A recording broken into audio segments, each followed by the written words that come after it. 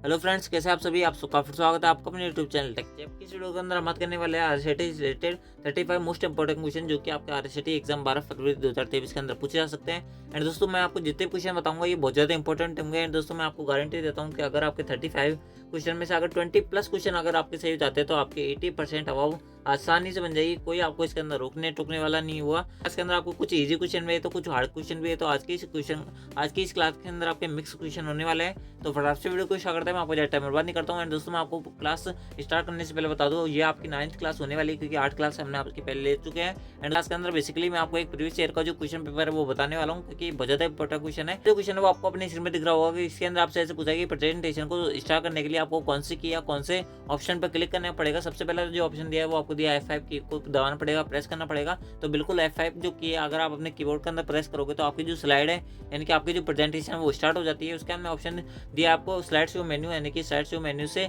View show पर के option पर अगर आप क्लिक करते हो तो भी आपकी जो प्रेजेंटेशन है वो स्टार्ट हो जाती है। यानी कि ऑप्शन ए भी ठीक है, ऑप्शन बी भी ठीक है। अगला जो ऑप्शन दिया वो आपको दिया है स्लाइड शो मेन्यू से आप रिहर्स टाइमिंग को चुन सकते हो। तो दोस्तों, ऑप्शन सी जो है वो उसका इनकरेक्ट है क्योंकि स्लाइड शो मेन्यू से अगर आप रिहर्स टाइमिंग को चुनोगे तो आपकी कोई प्रेजेंटेशन स्टार्ट नहीं होगी। यानी कि ऑप्शन डी जिसके अंदर आपको दिया रखा है ए एंड बी दोनों सही है। तो बिल्कुल डी जो ऑप्शन है वो इसका करेक्ट आंसर है। एंड दोस्तों, जब भी प्रेजेंटेशन से रिलेटेड क्वेश्चन आता है मैं आपको हमेशा एक क्वेश्चन ऑप्शन के अंदर बताता हूँ कि अगर आपको कोई जैसे ही मान लो कि अगर आप 5वीं स्लाइड के अंदर हो एंड दोस्तों अगर आप अपनी प्रेजेंटेशन 5वीं स्लाइड से स्टार्ट करना चाहते हो तो दोस्तों आपको यहाँ पर F5 नहीं दबाना है, आपको यहाँ पर शिफ्ट प्लस F5 दबाना पड़ेगा।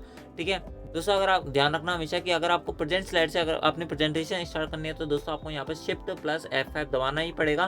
ठीक है, इसके अलावा अगर आप F5 दबाओगे तो आपकी जो प्रेजेंटेशन है वो स्टार्टिंग से स्टार्ट होगी, यानी कि पहली स्लाइड से आपकी प्रेजेंटेशन स्टार्ट होगी, आपकी 5वीं स्लाइड की प्रेजेंटेशन स्टार्ट नहीं होगी। एंड दोस्तों, अगर आप उसको आउट होना चाहते हो यानी प्रेजेंटेशन से बाहर निकलना चाहते हो तो दोस्तों यहाँ पर एस्केप कुंजी दबानी पड़ेगी। ठीक है, आई होप आपको समझ बैठा होगा। अगला जो क्वेश्चन है वो आपसे पूछा है कि निम्न में से आप प्रोग्राम को विंडोज 10 में इंस्टॉल कर सकते हैं कि इन चारों ऑप्शन में से आपको बताना है कैसे आप अपने कंप्यूटर के अंदर यानी कि अपने सिस्टम के अंदर जो भी सॉफ्टवेयर है उसको अनइंस्टॉल कर सकते हो। सबसे पहला जो ऑप्शन दिया है वो आपको दिया है, आपको सबसे पहले सेटिंग में जाना है, उसके अंदर ऐप एंड सर्विस में जाना पड़ेगा, उसके अंदर कंट्रोल पैनल में जाना है, उसके अंदर प्रोग्राम में जाना है, प्रोग्राम एंड फीचर के अंदर जाना है, उसके अंदर टास्क बार में जाना है, उसके अंदर ए एंड बी बोथ।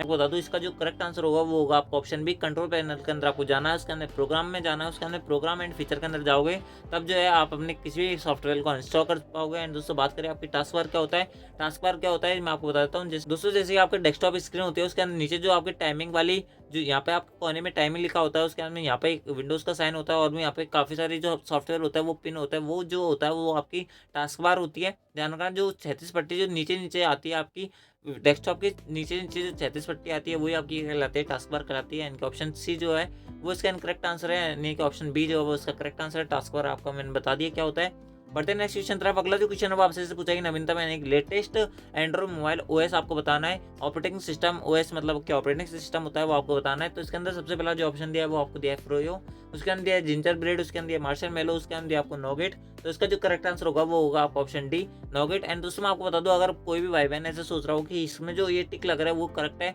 ये टिक जो लग रहा है वो करेक्ट नहीं है, बहुत सारे आपको आगे क्वेश्चन ऐसे देखने को मिलेंगे जो जिसका आंसर जो इसने टिक लगा रखे वो नहीं है। ये बेसिकली क्या है कि जो आरसीटी का पेपर था उसकी फोटो है ये। ठीक है, तो उसने जैसे लगा रखे वैसे इसके अंदर जो आपकी फोटो के अंदर कैप्चर हुए हैं। अगला जो क्वेश्चन दिया है वो आपको अपने स्क्रीन पर दिख रहा होगा कि टाइम्स न्यू रोमन क्या होता है। तो दोस्तों, जब भी टाइम्स न्यू रोमन का क्वेश्चन आता है या फिर एरियल का क्वेश्चन आता है या फिर कैलिबरी का क्वेश्चन आता है, मैं आपको हमेशा एक बात बताता हूँ, ये तीनों जो क्वेश्चन है वो रिलेटेड होते रहते हैं। दोस्तों, ये बार बार चेंज करके बार बार विभाग द्वारा इनके आरसीटी द्वारा पूछे जाते हैं। तो दोस्तों, मैं आपको बता दूँ ये आपके और कुछ नहीं है, ये आपके एक फॉन्ट होता है। ठीक है, nothing as it's a font, यानी कि केवल फॉन्ट है, इसके अलावा और कुछ नहीं है। उसका पेज लेआउट क्या होता है मैं आपको बता दूँ, पेज पे जो भी सेटिंग होती है वो पेज लेआउट कहलाता है। जैसे अगर आपकी कोई पेज है वो सीधा खड़ा हुआ है, अगर आप उसको टेढ़ा कर दोगे तो वो उसका पेज ओरिएंटेशन कहलाएगा। एंड दोस्तों, ये जा रहे फीचर जो होता है वो आपको पेज लेआउट के अंदर देखने को मिलते हैं। उसके अंदर प्रिंटिंग के बारे में आपको पता ही होगा। एंड ऑप्शन जो दिया वो इसका कोई सेंस नहीं है। ठीक है, क्वेश्चन 4 का जो ऑप्शन है वो इसका करेक्ट आंसर है। आई होप आपको समझ आया होगा। एंड दोस्तों, अगर आपने अब तक वीडियो को लाइक नहीं किया तो वीडियो को लाइक कर देना, चैनल को सब्सक्राइब कर लेना।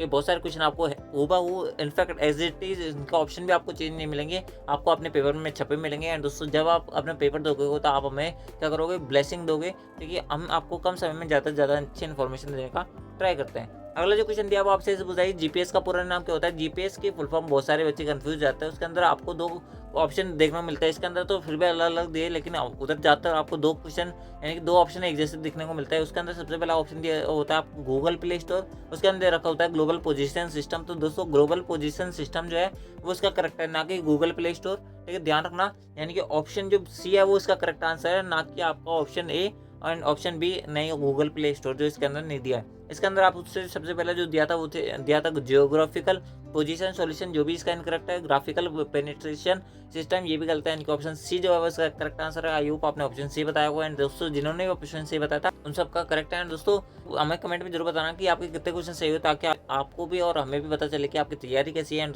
दोस्तों हमें पता चलेगा आपको कैसे आपकी तैयारी बेहतर की जा सकती है। इसके अंदर अगला जो क्वेश्चन है वो आपको पूछा है कि पावर पॉइंट से पहले ही इंसर्ट इमेज को एडिट करने पर क्या घटित होता है। सबसे पहला जो ऑप्शन दिया वो आपको दिया है स्रोत फाइल से जो पहले से इंसर्ट हुई थी उसके अंदर चेंज नहीं होता। उसके अंदर दिया स्रोत फाइल से पहले जो इंसर्ट हुई थी उसके अंदर चेंज होता है। उसके अंदर दिया है जब फाइल प्रेजेंटेशन में सेव करते हैं तो फाइल चेंज हो जाती है। उसके अंदर दिया है उपरोक्त में से कोई नहीं। दोस्तों इसका जो ऑप्शन ए है वो उसका करेक्ट आंसर है। स्रोत फाइल से पहले जो अगर इंसर्ट इमेज कर देते हो तो दोस्तों उसके अंदर आपका कोई चेंज नहीं होता है, यानी कि ऑप्शन ए जो उसका करेक्ट आंसर है।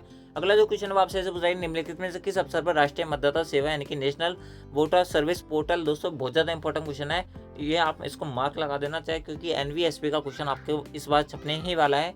ठीक है, एनवीएसपी जो है वो आपसे पूछा है कि इसकी शुरुआत कब हुई थी। तो दोस्तों इसके अंदर सबसे पहला जो ऑप्शन दिया वो आपको दिया है राष्ट्रीय चुनाव दिवस यानी कि नेशनल इलेक्शन डे। उसके अंदर दिया राष्ट्रीय सामाजिक सेवा दिवस, उसके अंदर दिया आपको राष्ट्रीय मतदाता दिवस, उसके अंदर दिया उपरोक्त में से कोई नहीं। तो दोस्तों इसका जो करेक्ट आंसर होगा वो होगा आपका राष्ट्रीय मतदाता दिवस, यानी कि राष्ट्रीय मतदाता दिवस जो है इसका करेक्ट आंसर है। दोस्तों एनबीएसपी से हमेशा एक क्वेश्चन आता है ताकि अगर आपकी एज 18 प्लस हो गई तो आप किस विभाग द्वारा अपने वोटर कार्ड बना सकते हो एंड वोटर कार्ड की सर्विस ले सकते हो।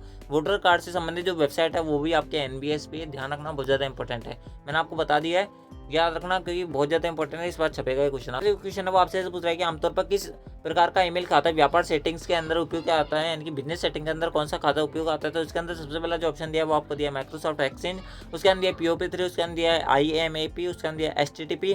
दोस्तों इसके अंदर बहुत सारे बच्चे ऐसे होंगे जो माइक्रोसॉफ्ट एक्सचेंज लगा देंगे, लेकिन इसका जो ये इनकरेक्ट आंसर है, इसका जो करेक्ट आंसर होगा वो होगा आपका POP3, यानी कि POP3 जो है वो उसका करेक्ट आंसर है। अगला जो क्वेश्चन दिया वो आपको दिया है एंड दोस्तों बात करें HTTP की, तो HTTP जो है वो आपका हाइपरटेक्स्ट ट्रांसफर प्रोटोकॉल इसकी फुल फॉर्म होती है, जैसे कि मैं आपको बताई हुई फुल फॉर्म है। ठीक है, उसके अंदर अगला जो क्वेश्चन वो आपसे पूछा गया है एक्सेल वर्कबुक निम्न में से किस संयोजन से बनती है, यानी कि एक्सेल जो वर्कबुक होता है वो किसका संग्रह होता है। तो उसके अंदर सबसे पहला जो ऑप्शन दिया है वो आपको दिया वर्कबुक का, उसके अंदर दिया वर्कशीट का, उसके अंदर दिया चार्ट का, उसके अंदर दिया वर्कशीट एंड चार्ट का, इनके MS एक्सेल किसका संग्रह होता है। तो दोस्तों बहुत सारे बच्चे ऐसे होंगे जो वर्कबुक जैसे दिख गया तो वर्कबुक इसके अंदर आंसर लगा देंगे, लेकिन इसका इनकरेक्ट आंसर है। इसका जो करेक्ट आंसर होगा वो होगा आपका वर्कशीट एंड चार्ट, यानी कि ऑप्शन डी जो होगा इसका करेक्ट आंसर है। MS एक्सेल के अंदर आपको वर्कशीट एंड चार्ट के अलावा कुछ देखने को नहीं मिलेगा, यानी कि ऑप्शन डी जो उसका करेक्ट आंसर है।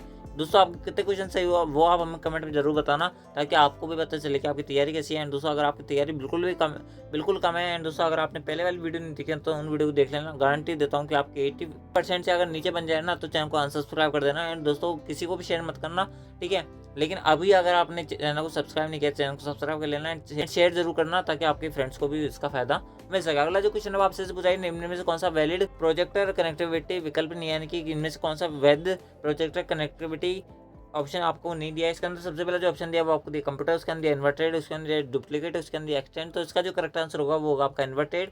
ठीक है, इन दोनों को द्वारा जो है वो अपना प्रोजेक्टर कनेक्ट कर सकते हो, लेकिन इसके द्वारा आप अपना प्रोजेक्टर कनेक्ट नहीं कर सकते। अगला जो क्वेश्चन है वो आपसे पूछा है पावर पॉइंट प्रेजेंटेशन बहुतायत में उपयोगी, यानी पावर पॉइंट प्रेजेंटेशन का उपयोग कहाँ पर ले सकते हो। इसके अंदर सबसे पहला जो ऑप्शन दिया है वो आपको दिया टीचर के लिए नोट्स आउटलाइन की तरह, बिल्कुल टीचर जो अपनी नोट्स इसके अंदर प्रिपेयर कर सकता है। स्टूडेंट के लिए प्रोजेक्ट प्रेजेंटेशन यानी कि प्रोजेक्ट बना सकता है कोई भी स्टूडेंट, उसके अंदर प्लानिंग की सूचना कर सकता है।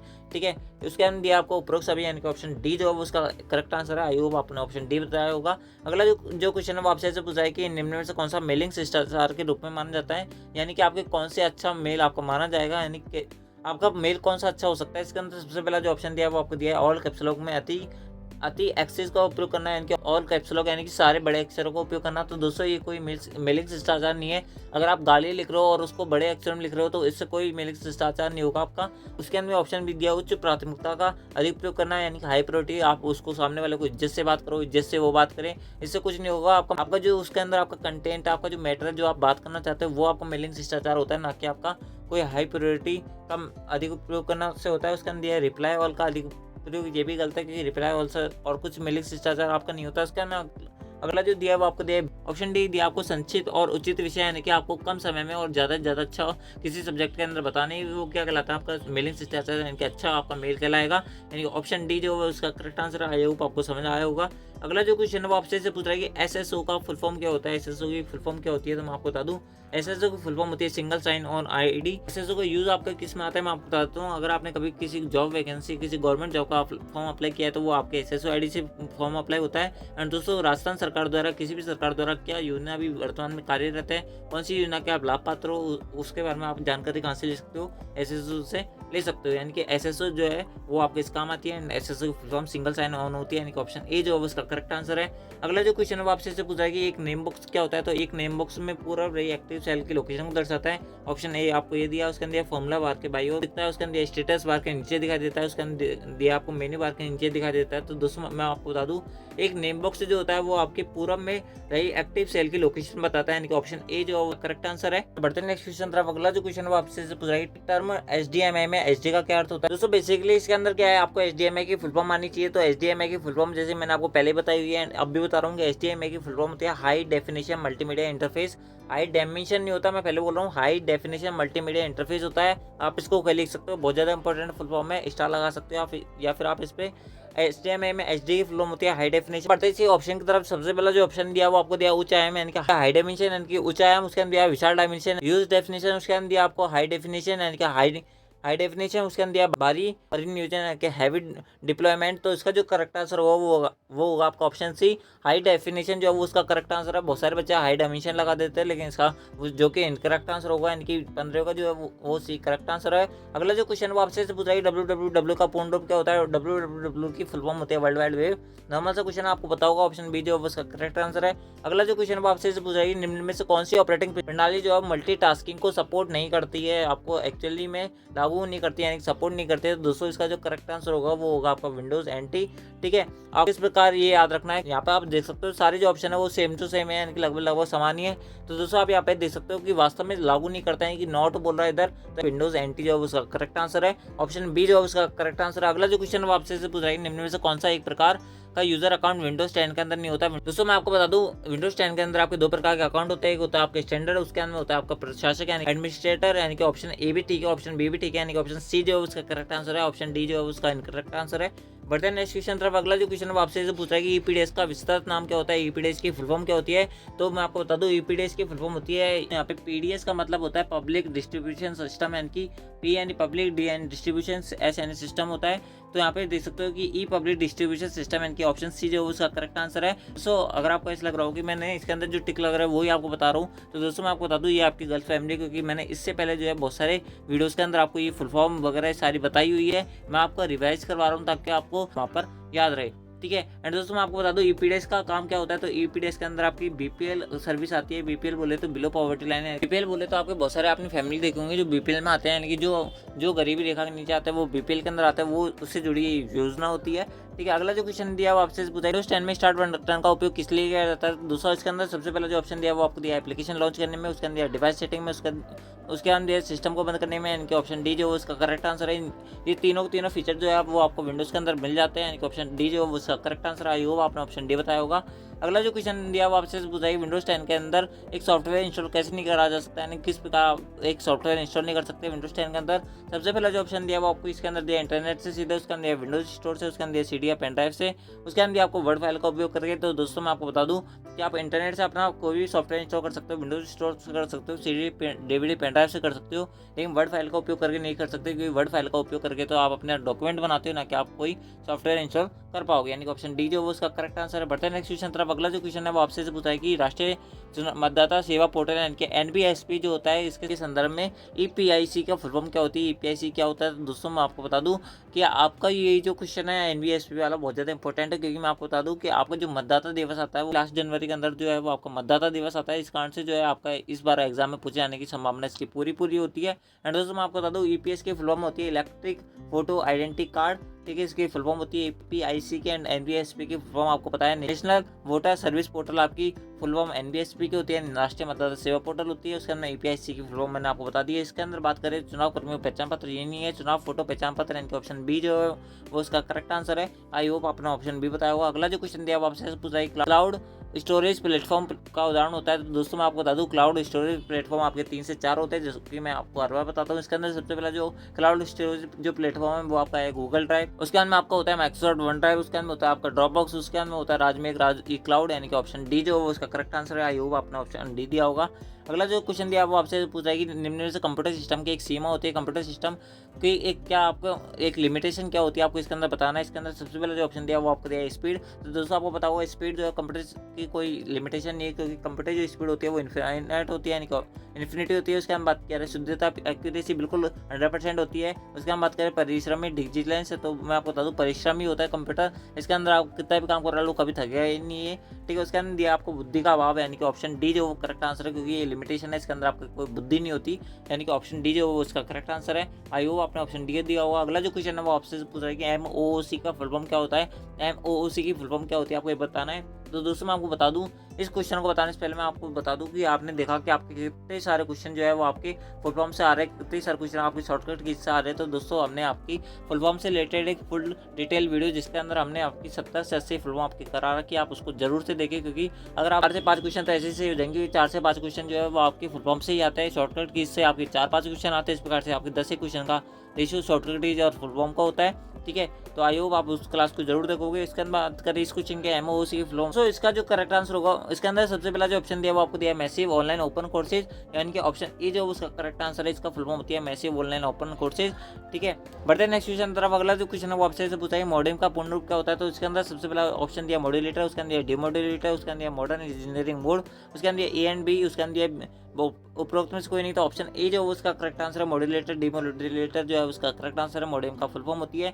अगला जो क्वेश्चन दिया वो आपसे पूछा है नागरिक ऑनलाइन माध्यम से रोजगार किस प्रकार से पंजीकरण कर सकते हैं, आप अपनी जॉब के लिए अप्लाई कैसे कर सकते हो। तो दोस्तों आप अपनी ई-मित्र पे जाकर अपने लिए जॉब का अप्लाई कर सकते हैं, यानी कि अगर आप एक गवर्नमेंट जॉब का फॉर्म भर रहे हो तो आप भर क्या रहे हो, गवर्नमेंट जॉब की तो भर रहे हो, यानी कि आप एक रोजगार के लिए तो अप्लाई कर रहे हो, यानी कि ई-मित्र से आप कर सकते हो। उसके अंदर आप एक रोजगार विभाग की साइट से कर सकते हो, यानी कि आप जैसे अपना एक ऐप चलता है उस पर आप अपना जो रोजगार के लिए सर्च कर सकते हो, या फिर लिंक्डइन से आप अपना रोजगार के लिए सर्च कर सकते हो, यानी कि ऑप्शन ए भी सही है, ऑप्शन बी भी ठीक है, यानी कि ऑप्शन सी जो है उसका करेक्ट आंसर है, ठीक है। अगला जो क्वेश्चन आपसे पूछा है पेज ओरिएंटेशन में आपको किस टाइम में उपलब्ध होता है। तो दोस्तों अभी अगर आप इस क्लास को शुरू से एंड तक देख रहे हो, यानी कि अगर आपने स्टार्टिंग से इस क्लास को देखा तो मैंने आपको बीच के अंदर एक क्वेश्चन बताया था जिसके अंदर आपके पेज लेआउट के बारे में मैंने आपको बताया था, जिसके अंदर मैंने आपको बताया था पेज लेआउट के अंदर ही आपका एक पेज सीधा होता है उसको पोर्ट्रेट बोला जाता है, और जो टेढ़ा होता है उसको लैंडस्केप बोला जाता है। ये जो स्थिति होती है इसको बोला जाता है पेज ओरिएंटेशन एंड ये दोनों जो है वो आपको पेज लेआउट के अंदर मिलते हैं, यानी कि ऑप्शन ए जो उसका करेक्ट आंसर है। अगला जो क्वेश्चन है वो आपसे पूछ रहा है कि निम्न में से कौन सा फीचर सेलेक्टेड एरिया के फॉर्मेटिंग को हटा देता है। तो अगर आप सेलेक्टेड एरिया के फॉर्मेटिंग को हटाना चाहते हो तो दोस्तों आपको यहाँ पर क्लियर फॉर्मेटिंग करना पड़ेगा। फॉर्मेट पेंटर से तो आप फॉर्मेट क्या होता है आपका कॉपी होता है ना, क्या क्या आपका फॉर्मेट पेस्ट होता है, यानी क्लियर होता है। तो दोस्तों मैं आपको बता दूँ फॉर्मेट पेंटर की जो शॉर्टकट की जो होती है वो होती है आपकी Ctrl+Shift+C। ध्यान रखना अगर आपको फॉर्मेट पेंटर करना है तो Ctrl+Shift+C दबाना पड़ेगा, नॉर्मल कॉपी करना है तो Ctrl+C दबाना पड़ेगा, एंड अगर आपको पेस्ट करना है फॉर्मेट तो Ctrl+Shift+V दबाना पड़ेगा, अगर आपको नॉर्मल पेस्ट करना है तो Ctrl+V दबाना पड़ेगा। आई होप आपको समझ बैठा हुआ। अगला जो क्वेश्चन है वो आपसे पूछ रहा है यूपीआई का में पुश टेक्नोलॉजी का उपयोग किया जाता है। तो दोस्तों सबसे पहले बात करते हैं यूपीआई क्या होता है। यूपीआई आपका ऑनलाइन ट्रांजेक्शन में मददगार होता है। यूपीआई के माध्यम से आप अपना ऑनलाइन ट्रांजेक्शन करते हो। यूपीआई की फुल फॉर्म होती है यूनाइटेड पेमेंट इंटरफेस। एंड दोस्तों बात करें आपकी एक और फुल फॉर्म जो आपकी रिलेटेड है वो आपकी भीम की फुल फॉर्म होती है Bharat interface for money. And दोस्तों आप बात करें आप इसका किस चीज़ के अंदर इस्तेमाल करते हो, तो दोस्तों आप इसके अंदर पैसे भेजने के लिए इसका उपयोग करते हो, यानी कि अगर आपने पेटीएम चलाया होगा तो आपको पता होगा, ठीक है। उससे हम बात करें भुगतान प्राप्त करने के लिए भी कर सकते हो, यानी कि आप पैसे भेज भी सकते हो ले भी सकते हो, यानी कि ऑप्शन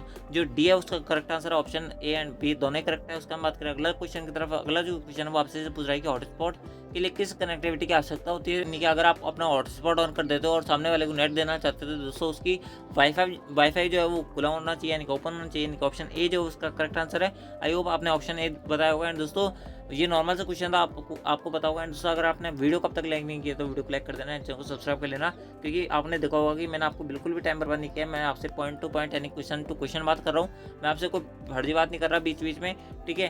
तो दोस्तों आई होप वीडियो पसंद आ रही होगी एंड दोस्तों आपको क्वेश्चन आपके बहुत सारे सही हो रहे होंगे। दोस्तों अगला जो क्वेश्चन है वो आपसे पूछा है एक ऑप्टिकल इनपुट डिवाइस जो कागज पर पेंसिल के द्वारा लिखी गई जानकारी को स्कैन करता है और पढ़ता है। तो दोस्तों एक ऑप्टिकल इनपुट डिवाइस जो होता है जो आपके OMR शीट जो आप पढ़ते हो ना, ऑप्टिकल मार्क रीडर, जिसकी फुल फॉर्म होती है, वही आपका OMR होता है, जो इसके अंदर आप पेंसिल से गोली लगाते हो और वो जो है वो मशीन द्वारा चेक होती है। स्कैन करता है, जो उसके अंदर आंसर चेक करता है वो आपके OMR मशीन होती है। ठीक है, ऑप्शन ए जो उसका करेक्ट आंसर है। अगला जो क्वेश्चन जो कि इस वीडियो का सबसे लास्ट एंड फाइनल क्वेश्चन है, वो है आपके लिए TDS के लिए पूरा नाम क्या होता है, TDS की फुल फॉर्म क्या होती है। तो उसके अंदर सबसे पहला जो ऑप्शन दिया है वो आपको दिया है टाइम डिपॉजिट स्कीम, यानी समय जमा योजना। उसके अंदर दिया कुल जमा योजना की टोटल डिपॉजिट एट स्कीम। उसके अंदर दिया स्रोत पर कर कटौती, यानी कि डिक्यूटेड एट शॉर्ट्स, यानी कि ऑप्शन सी। उसके अंदर दिया ऑप्शन डी में से कोई नहीं। तो दोस्तों मैं आपको बता दूं ऑप्शन सी जो उसका करेक्ट आंसर है, जरूरत पर कटौती, यानी कि टैक्स डिक्यूटेड एट शॉर्ट्स, यानी कि ऑप्शन सी जो उसका करेक्ट आंसर है। एंड दोस्तों ये थे आपके आरसीटी के टॉप 33 मोस्ट इंपोर्टेंट क्वेश्चन जो कि आपके आरसीटी एग्जाम में पूछा सकते हैं। एंड दोस्तों आप हमें कमेंट में जरूर बताना कि आपके कितने क्वेश्चन सही हुए। एंड दोस्तों आपको वीडियो कैसा लगा आप हमें कमेंट में जरूर बताना। दोस्तों जैसे कि मैंने आपको बताया आपकी 9वीं क्लास से पहले हमने 8 क्लास ले रखी है। आठों क्लासेज जो है वो आपको हमारे इस चैनल पर प्लेलिस्ट बनी हुई है, आरसीटी 12 फरवरी एग्जाम के नाम से। उस पर आप विजिट कर सकते हो, उस पर आप चेक इन कर सकते हो। तो दोस्तों आज की इस वीडियो के अंदर बस इतना ही। मिलता है किसी नेक्स्ट आरसीटी वीडियो के अंदर। जब तक के लिए जय हिंद, जय भारत, जय हिंदुस्तान।